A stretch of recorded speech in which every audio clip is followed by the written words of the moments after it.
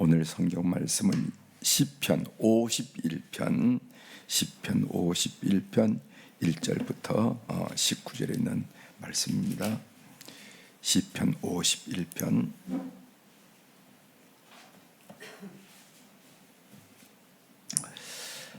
찾으셨으면 제가 1절부터 봉독해 드리겠습니다. 하나님이여, 주의 인자를 따라 내게 은혜를 베푸시며 주의 많은 긍휼을 따라 내 죄악을 지워 주소서. 나의 죄악을 말갛게 씻으시며 나의 죄를 깨끗이 제하소서. 물은 나는 내 죄가를 아오니 내 죄가 항상 내 앞에 있나이다. 내가 주께만 범죄하여 주의 목전에 악을 행하여 싸우니 주께서 말씀하실 때 의로우시다 하고 주께서 심판하실 때 순전하시다 하리이다.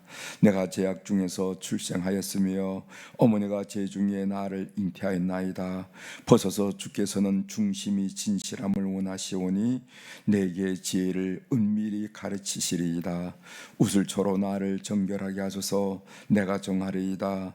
나의 죄를 씻어 주소서. 내가 눈보다 희리이다. 내가 즐겁고 기쁜 소리를 내게 즐겁고 기쁜 소리를 들려주시사 주께서 꺾으신 뼈들로 즐거워하게 하소서. 주의 얼굴을 내 죄에서 돌이키시고 내 모든 죄악을 지워주소서. 하나님이여, 내 속에 정한 마음을 창조하시고 내 안에 정직한 영을 새롭게 하소서. 나를 주 앞에서 쫓아내지 마시며 주의 성령을 내게서 거두지 마소서. 주의 구원의 즐거움을 내게 회복시켜 주시고 자원하는 심령을 주사 나를 붙드소서. 그리하면 내가 범죄자에게 주의 도를 가르치리니 죄인들이 주께 돌아오리이다. 하나님이여, 나의 구원의 하나님이여, 피 흘린 죄에서 나를 건지소서. 내 혀가 주의 의를 높이 노래하리이다. 주여, 내 입술을 열어주소서. 내 입이 주를 찬송하여 전파리이다. 주께서는 제사를 기뻐하지 아니하시나니 그렇지 아니하면 내가 드렸을 것이라. 주는 번제를 기뻐하지 아니하시나이다. 하나님께서 구하시는 제사는 상한 심령이라. 하나님이여, 상하고 통회하는 마음을 주께서 멸시하지 아니하시리이다. 주의 은택으로 시온의 선을 행하시고 예루살렘 성을 쌓으소서. 그때 주께서 의로우신 제사와 번제와 온전한 번제를 기뻐하시리니 그때 그들이 수소를 주의 제단에 드리리이다. 아멘. 19절까지 함께 읽었습니다.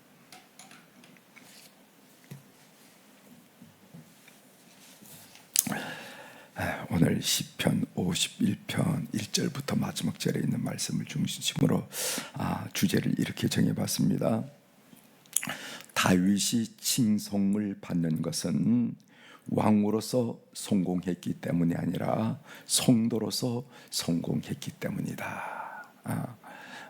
다윗이 왕으로 성공했죠. 사실은 그 당시에 그 주변에 있는 나라들을 다 평정했고, 그리고 끊임없이 왕궁에 조공이 밀려왔고, 나라는 평온하고 가장 나라가 확장이 됐을 때, 그래서 그렇기 때문에 오늘 많은 사람들이 다윗 이렇게 이야기하는 게 아니라 다윗이 왕으로서 성공했기 때문이 아니라 성도로서 성공했기 때문이다. 그럼 성도로서 성공했다는 의미가 뭘까 하는 거 오늘 여러분들이 함께 같이 생각해 보도록 하겠습니다. 오늘 본문 시편 51편은요, 성경의 시편에 나오는 몇몇 참회시 중에 아주 대표적인 참회시입니다. 그 표절을 보면은 그 시편 51편 옆에 가로 열고 대가로 열고 쓴 표제어를 보면 이런 말이 있어요. 다윗의 시, 인도자를 따라 부르는 노래. 다윗이 밧세바와 동침한 후 선지자 나단이 그에게 왔을 때, 이렇게 나와 있죠. 그래서 이 시편을 잘 이해하기 위해서는 사무엘하, 11장, 12장에 걸쳐 나오는 그 사건을 우리가 자세히 살펴볼 필요가 있습니다. 그래서 오늘 먼저 사무엘하 11장, 12장을 먼저 보면서 오늘 이 시의 배경이 된 내용이 어떤 건지 여러분들이 이해하신다면 이 시편의 마디마디가 얼마나 절절한 건지 우리가 이해할 수 있으리라, 더 깊이 이해할 수 있으리라 생각합니다. 여러분 한번 보시길 바랍니다. 사무엘하 11장, 제가 가진 성경으로는 구약 478면에 있어요. 478면에 있는데 여러분들 성경은 조금 다를 수도 있습니다. 3하 이렇게 적었죠. 3하 11장 한번 보겠습니다.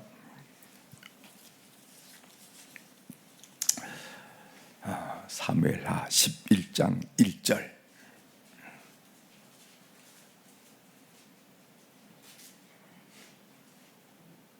자, 사무엘하 11장 1절을 제가 읽어드리겠습니다.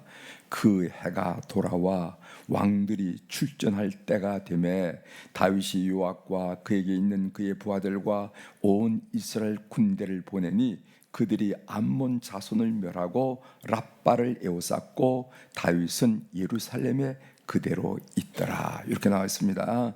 그 해가 돌아와. 이 봄이 되었다는 겁니다. 그래서 영어 성경에는 봄이 왔다 이렇게 얘기해요. 봄. 그래서 중동 지역에는 우기가 언제나 하면은 11월부터 12월, 1월 2일 그때는 우기. 그래서 비가 오기도 하고 그걸 보고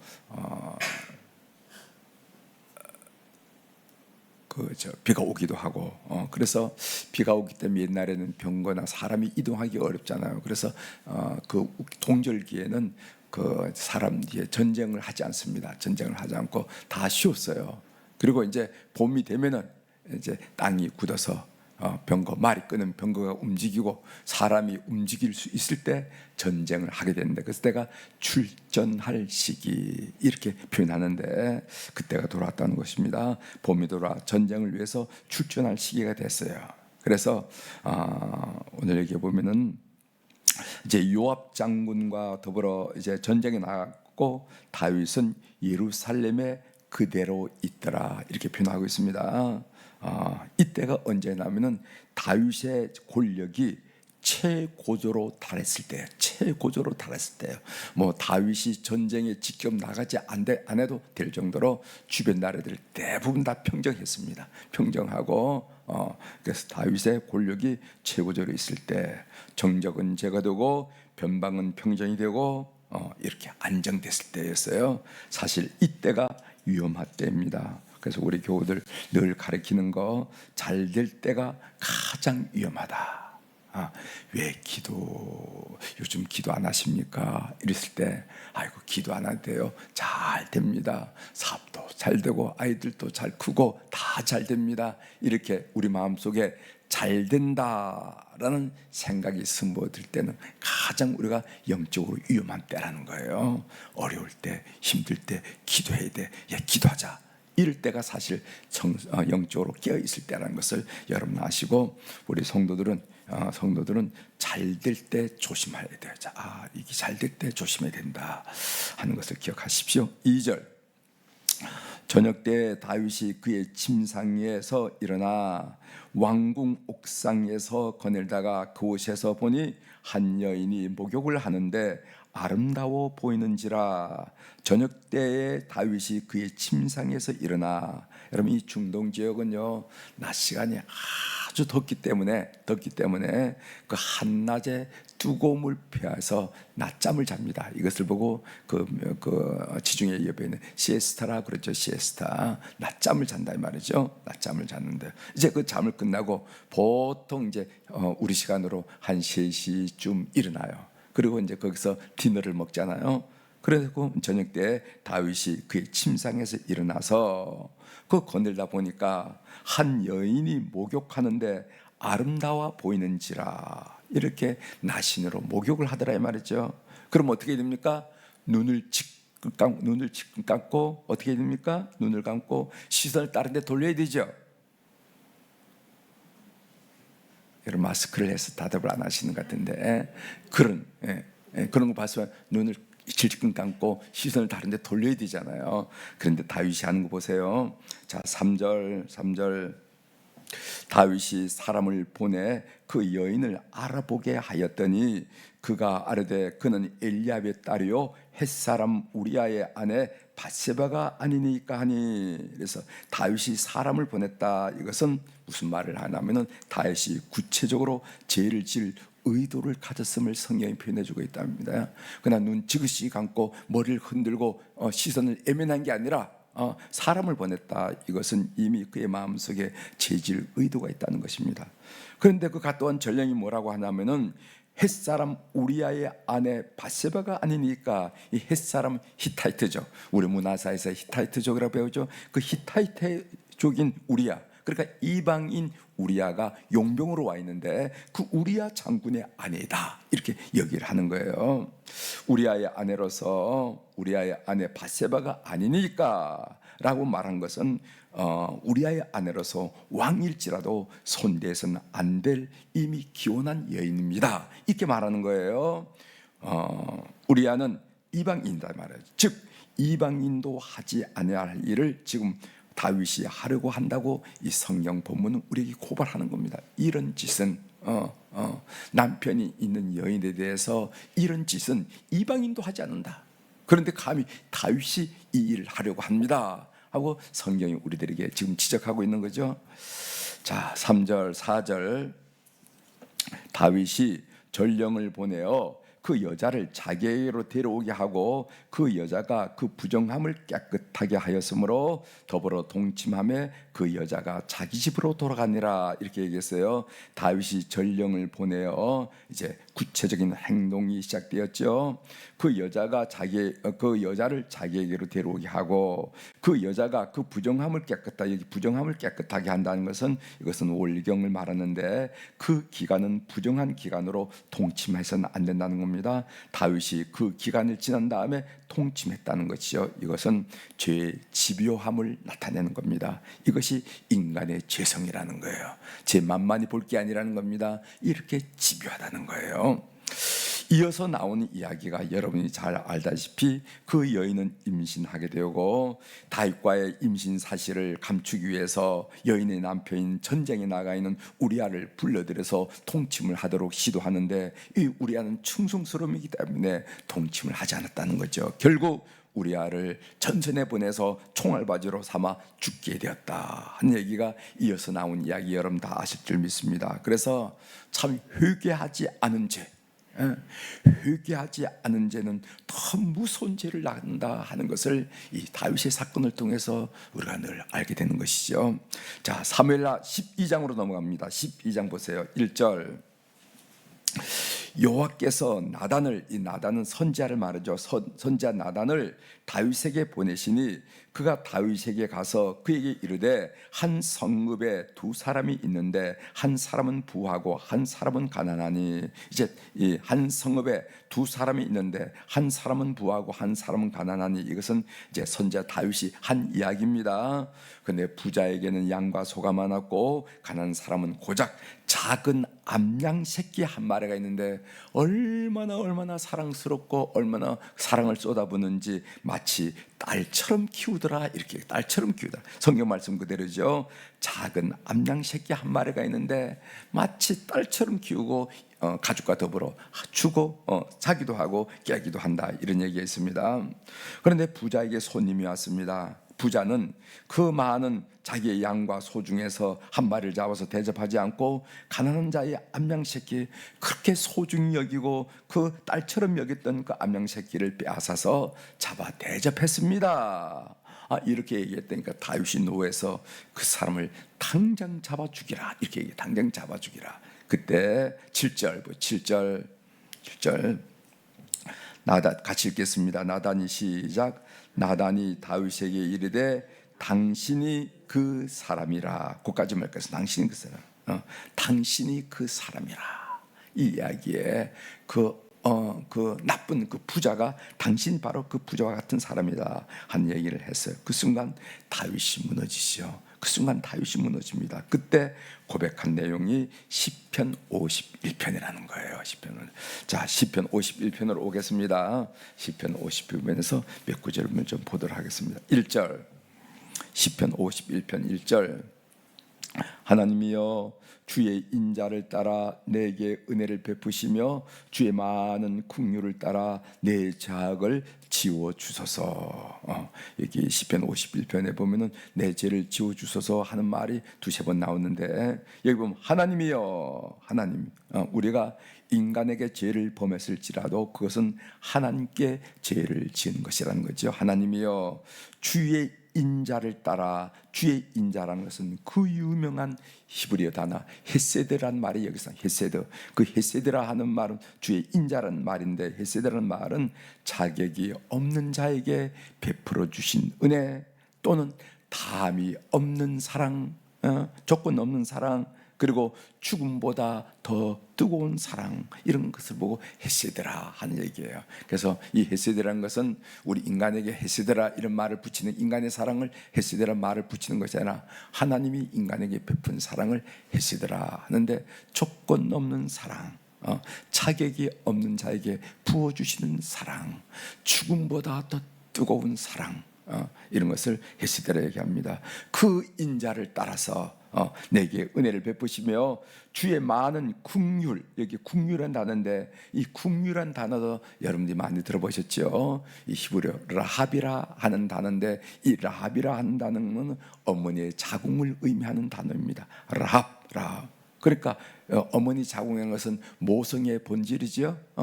왜 남자와 여자가 그 아이들을 볼 때 다른 이유가 뭡니까? 남성들은 지나가, 모든 동물들이 다 그래.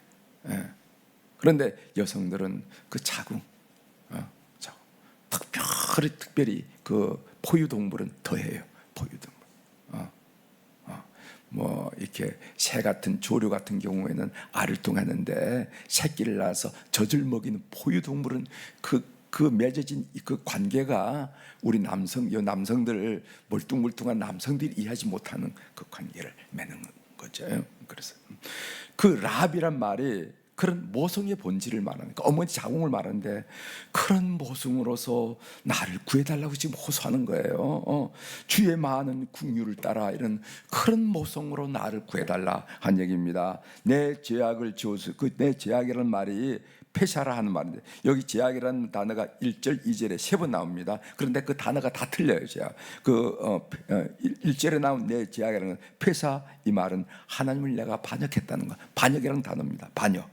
그 죄악을 말하고, 지워주소서 하는 말은 무슨 말이 나면은, 옛날에는, 오늘날은 무슨 죄를 지면은 이 종이에다 쓸 수 있지만 옛날에는 종이가 없었으니까 어디에 쓰냐면 주로 토판에 썼습니다. 흙에다가 흙을 말려서 거기다가 이렇게 그려가졌단 말이죠. 근데 지워준다 하는 말은 그 토판을 깨뜨리는 거예요. 깨뜨린다 하는 그런 의미라는 거죠. 죄인에게 있어서 최선은 무엇인가? 그것은 하나님의 자비를 구하는 것이라는 겁니다. 자, 2절 보겠어요. 2절. 나의 죄악을 맑게 씻으시며 나의 죄를 깨끗이 하소서. 여기에 죄악이란 말이죠. 여기 죄악은 아온이라 하는 말인데, 왜곡된 삶, 뒤틀어진 삶을 말해요. 왜곡된 삶. 그리고 말하고, 그다음 뒤에 나의 죄를 깨끗이 하소서. 이것은 히브리어로 핫타드라 하는 말인데, 히라브는 하마르티아라 하는 말이 나갔던 거예요. 그것은 하나님의 계명, 이거 한데 이거 지키라 하는 그 계명을 어기는 것을 보고 바로 하나님이 그 핫타드, 나의 죄를 깨끗이 하소서, 이렇게 얘기했어요. 인간의 위대함이라는 것은 실수를 하나도 하지 않은 완벽함에 있는 것은 아니에요. 완벽함에 있는 것이 아니라 잘못을 인정할 줄 알고 하나님의 긍휼을 구하는데 인간이 있다는 거예요. 인간의 위대함이 있다는 겁니다. 따라서 우리가 오늘 다윗의 시편을 공부하고 다윗이 칭송을 받고 존경을 받는 이유가 무엇이냐, 그것은 왕으로 성공했기 때문이 아니라 성도로서 성공했기 때문이라는 것입니다. 다윗은 자기 자신에 대해서 철저하게 절망하게 되죠. 그리고 오직 하나님의 자비에만 기대합니다. 이게 다윗의 영성이에요. 다윗. 이 다윗이 승리한, 다윗이 존경받는 이유가 뭐냐면은 자기 자신에 대해서는 철저하게 절망합니다. 그리고 오직 하나님의 자비, 하나님의 긍휼만 기대는 거예요. 이게 탁월하다는 거예요. 이것이 바로 다윗이 존경받는 이유라는 겁니다. 자, 3절 보겠습니다. 그가 어떻게 자기에게 절망하는지. 3절, 물은 나는 내 죄가를 아오니 내 죄가 항상 내 앞에 있나이다. 5절 보세요. 내가 죄악 중에서 출생하였으며 어머니가 죄 중에서 나를 잉태하였나이다. 나는 죄인입니다. 나는 뼛속까지 죄인입니다. 내가 문제입니다. 내가 문제지요. 이렇게 고백하는 거예요. 이처럼 회개라는 것은 뭐냐 하면은 자기의 죄를 인정하고 그 죄를 고백함으로써 회개는 시작한다는 겁니다. 7절 보겠습니다. 7절. 우슬초로 나를 정결하게 하소서. 내가 정하리이다. 나의 죄를 씻어 주소서. 내가 눈보다 희리이다. 이렇게 했어요. 이게 우슬초라 하는 그런 풀이 나옵니다. 우슬초. 이 우슬초가 무슨 죄를 씻기는 특별한 효능을 가진 식물이 아니라, 이 우슬초는요, 출애굽시에 우슬초로 양의 피를 묻혀서 문 인방과 문 설주를 바르면은 그 가정은 죽음의 세이 넘어갔다. 그래서 그 6월절에 사용했던 식물이 우슬초라는 거예요. 그 내용이 출애굽기 12장 22절 23절에 있습니다. 그 여러분들에게 읽어드릴 테니 잘 들어보세요. 우슬초 묶음을 가져다가 그릇에 담은 피에 적셔서 그 피를 문 인방과 좌우 설주에 뿌리고 아침까지 한 사람도 자기 집 문 밖에 나가지 말라. 여호와께서 애굽 사람들에게 재앙을 내리려고 지나가실 때 문 인방과 좌우 문 설주의 피를 보시면은 여호와께서 그 문을 넘으시고 멸하는 자에게 너희 집에 들어가서 너희를 치지 못하게 하실 것임이라 하면서 문 인방과 문 설주에 어린 양의 피가 있었는데 그 피를 칠했다는 것이 뭐냐면은 그 우슬초란 식물이었다는 것입니다. 오늘 이것이 우리에게 강하게 드러나는 것은 예수 그리스도의 피로 내가 구원받는다. 예수 그리스도 피 외에는 죄를 씻을 반도가 없다는 겁니다. 이거 믿으셔야 됩니다. 왜 우리가 예수님을 믿습니까? 왜 우리가 예수 믿습니까? 우리가 인생의 가장 큰 문제가 죄의 문제잖아요. 그래서 제가 신방하면서 늘 가르쳐 드린 게 뭡니까? 여러분 구약 성경의 창세기에서 제일 최근 죄의 문제를 지적해요. 그죠? 아담과 하와가 죄를 졌다. 여러분 요한계시록이 지적한 게 뭡니까? 죄의 문제를 해결했던 성도들의 승리, 죄의 문제를 해결하지 못했던 그 죄인들의 그 아픔, 고통, 이게 요한계시록이 나와 있잖아요. 그래서 성경 자체는 죄 문제를 얘기하고 있는데 그 인간의 근본 문제인 죄의 문제는 오직 예수 그리스도의 피로서만이 해결된다. 믿으시길 바랍니다. 그래서 예수를 믿는 거예요. 그래서 예수를 믿는 거예요. 예. 하나님의 음성 듣기로 한마디 말씀드리고 마치도록 하겠습니다. 인간의 위대함이라는 것은 완벽함에 있는 것이 아니라 잘못을 인정하고 하나님의 긍휼을 구하는 데 있다. 그 예가 바로 다윗이라는 것이죠. 다윗이 칭송받고 다윗의 위대함을 우리가 노래하는 이유는 뭐냐? 그것은 왕으로서 성공했기 때문에, 위대한 정치가였기 때문에 우리가 칭송하는 것이 아니라 성도로서 성공했다. 그 구체적인 얘기가 제가 뭐라고 말했냐면은 자기에 대해서 철저하게 좌절하고 절망하고 오직 하나님께만 기대했던 그 영성이 뛰어나기 때문에 그분의 위대함을, 그분의 그 놀라움을 우리가 칭송하고 있다 하는 것을 아시길 바랍니다. 왕이었지만은 자신의 잘못을 인정하고 하나님의 긍휼을 구했던 사람이라는 거예요.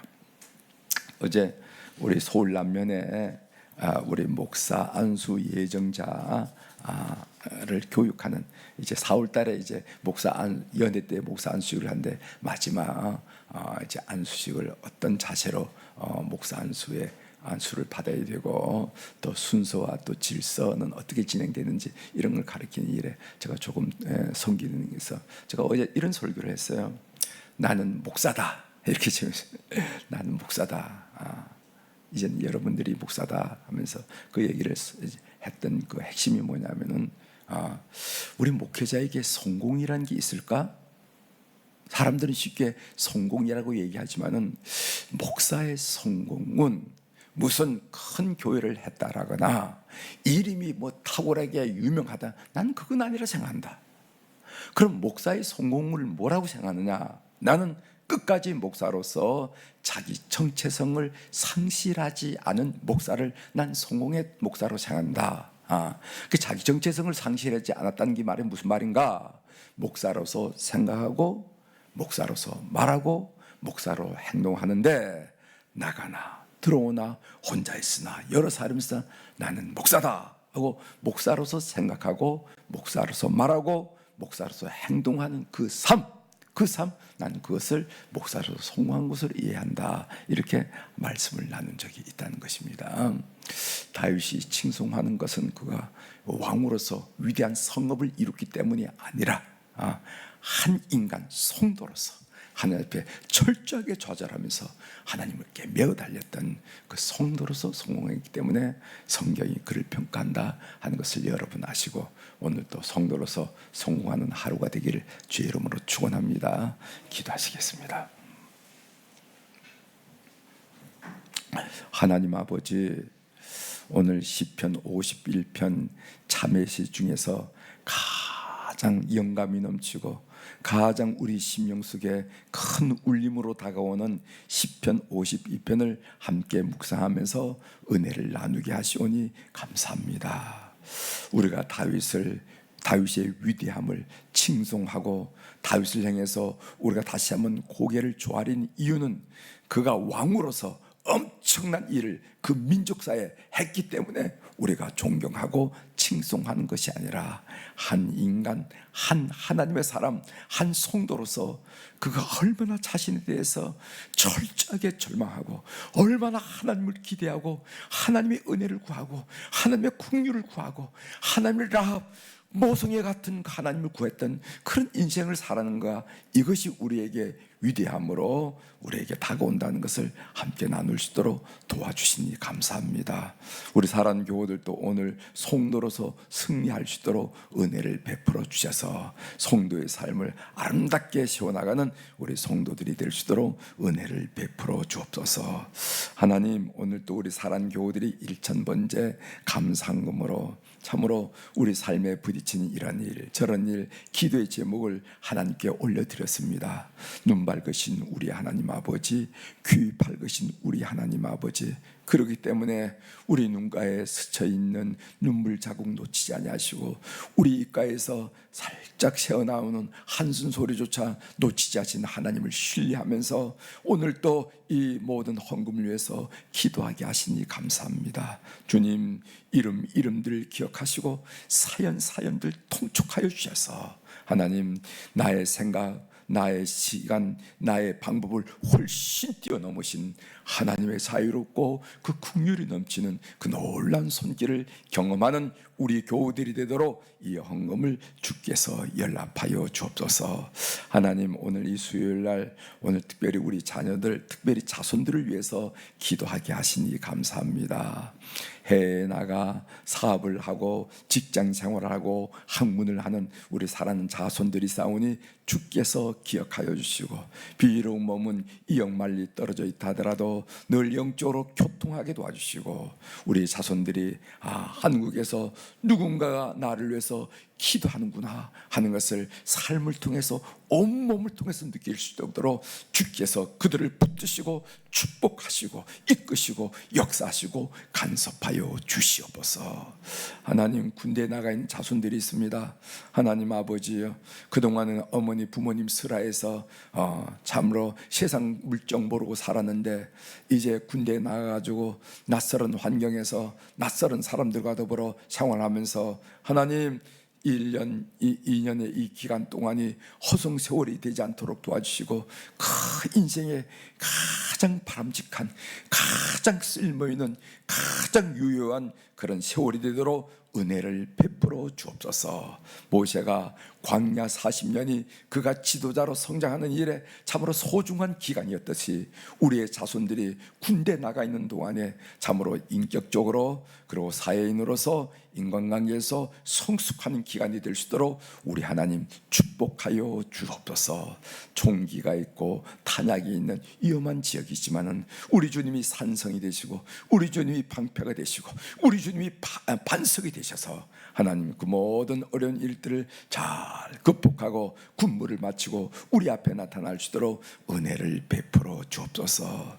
하나님, 사업하는 자녀들이 있습니다. 또 직장을 구하는 자녀들이 있습니다. 직장 초년병으로 직장 생활하는 자녀들이 있습니다. 하나님 기억하여 주시고 참으로 일마다 새로운 아이디어 그리고 열정, 그 열심을 통해서 윗사람으로부터 주변 사람으로부터 인정받고 바라볼 수 있도록 하나님 그들의 직장 생활을 축복하여 주시옵소서.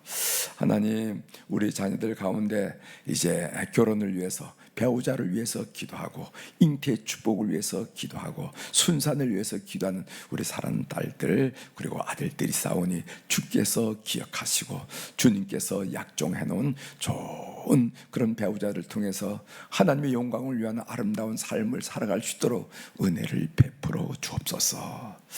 하나님 감사합니다.